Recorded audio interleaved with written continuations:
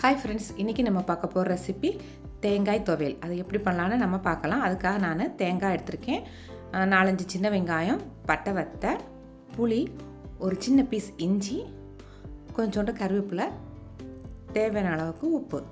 இப்போ இது எல்லாத்தையும் நான் அம்மியில் அரைச்சி தான் செய்ய போகிறேன். எப்படி பண்ணலான்னு வாங்க பார்க்கலாம்.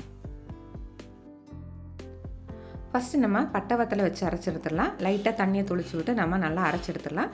சின்ன அம்மினால் நம்ம கொஞ்சம் பொறுமையாக அரைச்சி எடுத்துக்கலாம். இந்த தேங்காய் துவையல் அரைச்சி அம்மியில் அரைச்சி சாப்பிடும்போது ரொம்ப டேஸ்டியாக இருக்கும். சாப்பாடுக்கு இது துவையல் மட்டும் வச்சு கொஞ்சோண்டு தயிரை மட்டும் ஊற்றி சாப்பிட்டு பாருங்கள், அவ்வளோ டேஸ்டியாக இருக்கும். அவ்வளோ சாப்பாடு நம்ம சாப்பிட்டுக்கலாம், அந்த அளவுக்கு ரொம்ப டேஸ்டியாக இருக்கும் இது. இப்போ நல்லா அரைச்சி எடுத்தாச்சு. இதில் நம்ம தேங்காய் சேர்த்துக்கலாம். கொஞ்சம் கொஞ்சமாக தேங்காய் சேர்த்துக்குங்க. எல்லாத்தையும் மொத்தமாக போட்டேன்னா நம்மளுக்கு அரைச்சி எடுக்க முடியாது. கொஞ்சம் கொஞ்சமாக தேங்காய் சேர்த்து நம்ம அரைச்சிடலாம்.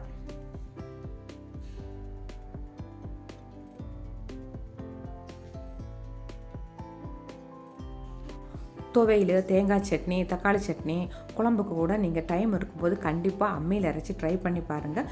எல்லாமே ரொம்ப சூப்பராக இருக்கும். இப்போ தேங்காய் நல்லா அரைபட்டு வந்துருச்சு.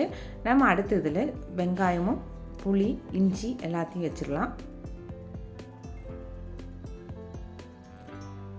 உப்பையும் இதோட சேர்த்தனா லாஸ்ட்டில் நம்ம கருவேப்பிலை சேர்த்துக்கலாம். இப்போ இதை மட்டும் சேர்த்துட்டு இதையும் நம்ம நல்லா அரைச்சி எடுத்துடலாம்.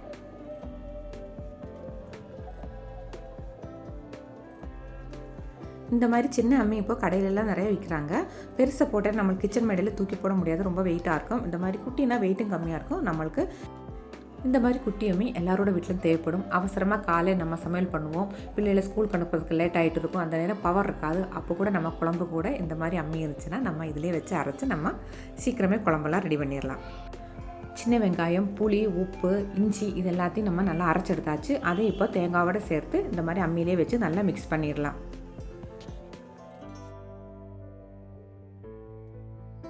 எல்லாம் நல்லா அரைப்பட்டு வந்துருச்சு. லாஸ்ட்டாக நம்ம எடுத்து வச்சுருக்கிற கருவேப்பிலையை இதோட சேர்த்து நம்ம அரைச்சிடலாம். கருவேப்பிலை சேர்த்தோன்னே ரொம்ப அரைக்கணும்னு அவசியம் இல்லை, லைட்டாக மட்டும் அரைச்சி எடுத்துடலாம்.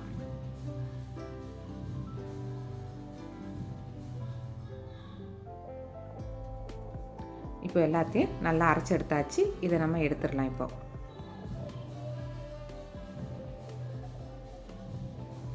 இப்போ நம்ம எல்லாத்தையும் ஒன்று சேர்த்து உருண்டை மாதிரி பிடிச்சி எடுத்து வச்சிடலாம்.